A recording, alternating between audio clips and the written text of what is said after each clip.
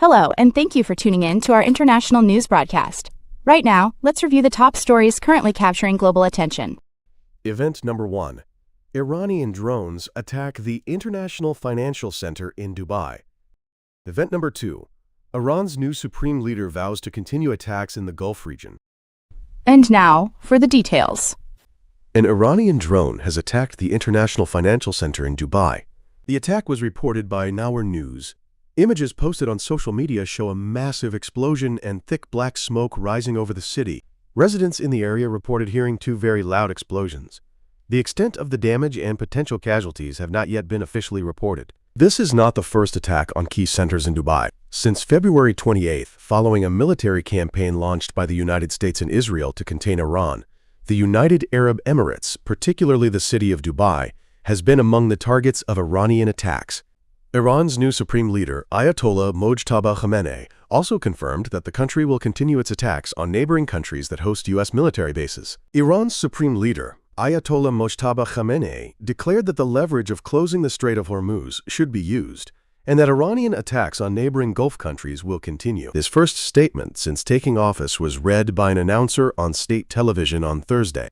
According to the Associated Press, Iranian state television offered no explanation as to why Khamenei, 56, did not appear on camera himself.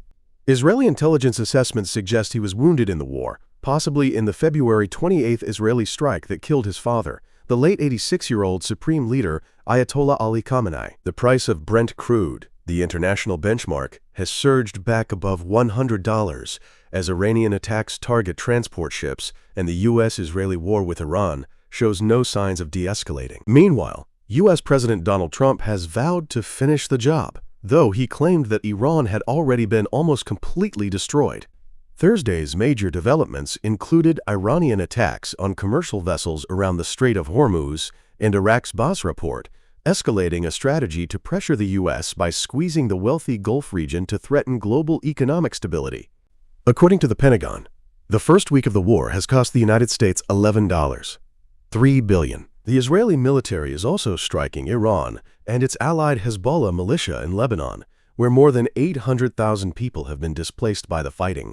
The UN Refugee Agency said that up to 2 million people in Iran have been displaced by the ongoing war.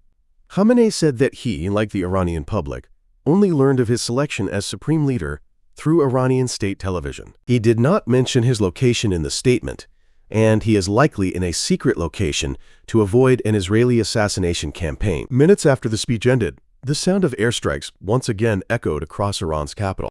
In the speech, Khamenei acknowledged his father's death, indicating he was at the scene afterward and saw his father's body. Khamenei also confirmed that his wife, one of his sisters, his niece, and the husband of another sister were also killed in the airstrike. "I had the honor of seeing his body after his martyrdom," Khamenei said of his father. "What I saw was an unshakable mountain, and I was told that the fist of his intact hand was clenched."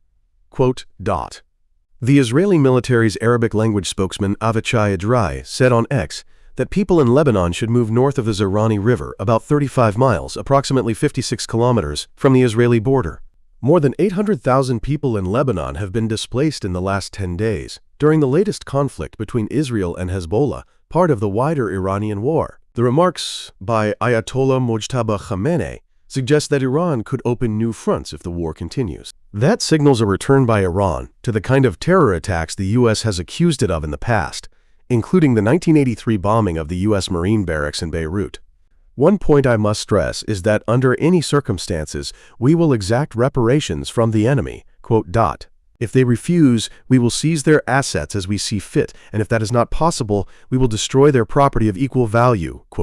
When Ali Khamenei took over from the late Grand Ayatollah Ruhollah Khomeini, he did not immediately give a live address, instead waiting until after a 40-day mourning period. Mojtaba Khamenei, however, finds himself and Iran's government in what is perhaps their most desperate war since the 1979 Islamic Revolution.